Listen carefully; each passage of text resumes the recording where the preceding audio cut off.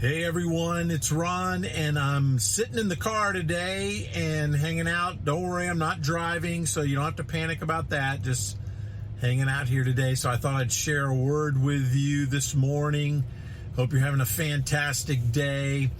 And I was really going through in my mind the 10 Commandments.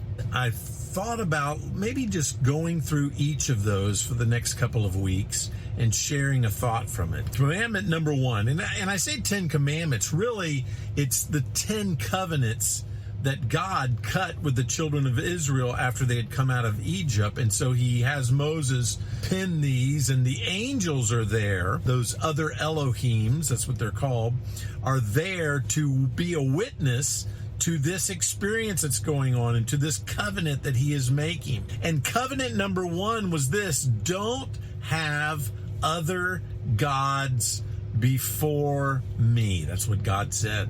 And I've always thought that strange. I never really thought about it before until the last couple of years, and doing studies and reading Michael Heiser and reading, or Dr. Michael Heiser, and reading Dr. Tim Mackey and the Bible Project, and really began to dig in my own studies of looking at the word.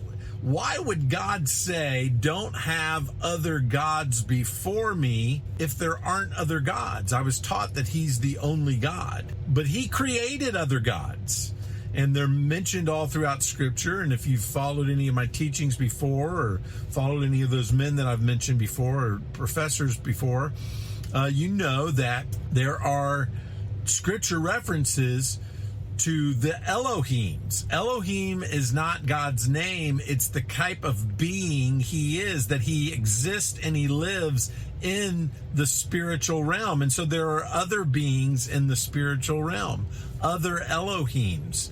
Some of them, we call them angels. Angels, that is a definition of what they do. They are messengers. That's not what they are. They are not angels. They're Elohims that are called angels because they perform a certain role for God and for the spiritual realm, interacting with the physical realm that we live in. And then there are other Elohims that are called sons of God. And so they performed a specific role, and eventually they're the gods that are put in charge of all of the nations. It found at the Tower of Babel story, Babylon, those gods were put over all of the nations of the earth. And God said, I'm going to create my own nation. And he goes and he finds this couple, Abraham and Sarah, and he creates a nation out of them. They couldn't have a child. You know, think about that. Same kind of plan later.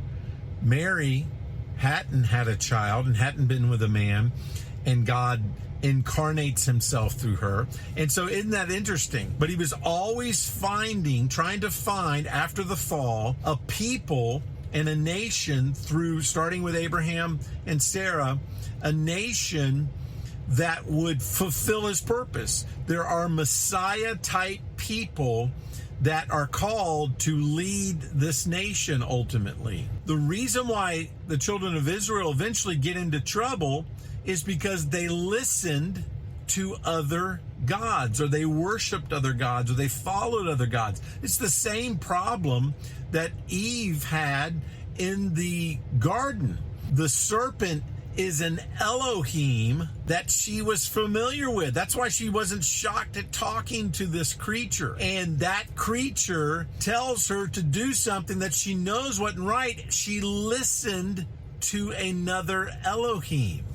Listen, put God first. Even when we don't understand him, even when we don't grasp what's going on, put God first and follow him and love him.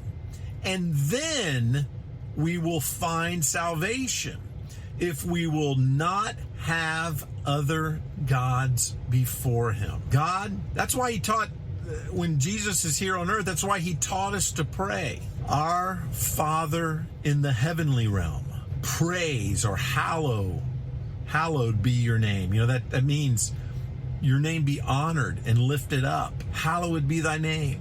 You know, God, There is no one like you, God. That's praising God. There is no one like God. There are other Elohims, but there's no one like God. There's no other creature. That's why Deuteronomy, I believe it's 10:17, says he is the Elohim of Elohims. And so he's the God of gods. That's why in Psalms, I think it's 94, 96, 86, all throughout there, the psalmist writes and he says, there is no other God greater than you. Well, if there aren't any other gods, then that's not much of a praise by the psalmist. That'd be like saying, there's no other God like me, or I'm greater than all the other gods except Yahweh. God is God of gods. And he says in the first commandment, don't have other gods. That's our call. Don't put other gods in front of God. He is the greatest. Trust in him. Love him. Honor him. Bless him with your life. And he will satisfy that life. And so listen, I love you today. I bless you with health and healing and wisdom and knowledge and power and prosperity and the gifts and the fruits of the Spirit of God to be evident and flowing in your life. You have a fantastic day and a fantastic week. Honor God, Yahweh, the greatest God of all gods in the earth and in the heavenly realm. Bless you.